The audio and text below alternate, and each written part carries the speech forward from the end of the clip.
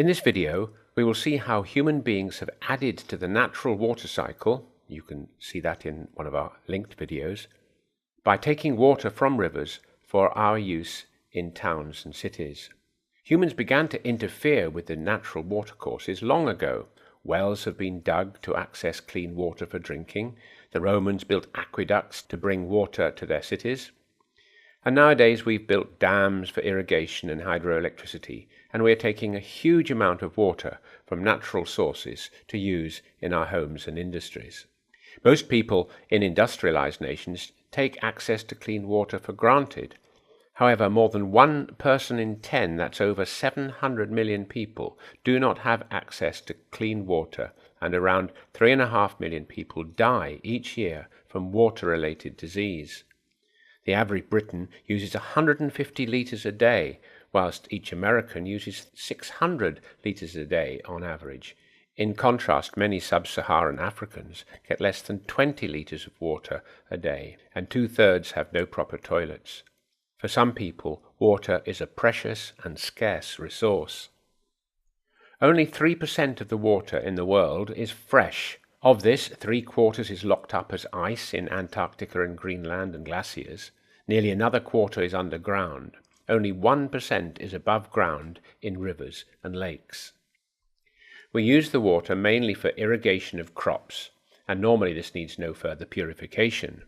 The next biggest user is industry. Sometimes, for example in food preparation, very clean water is needed. Finally, there is domestic water. Some new housing estates in industrialized countries have a dual water supply, where grey water, collected from rain and from effluent from basins, baths and showers, is available for flushing and watering the garden, and the purified water is only used for washing and cooking.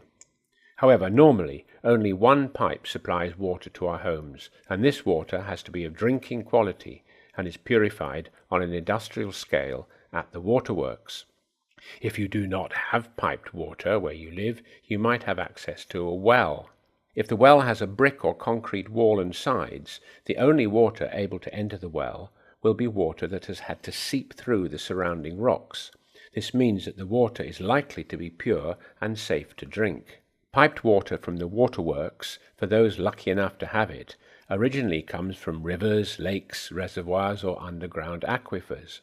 The grill will stop large floating objects, fish, etc., from entering the waterworks.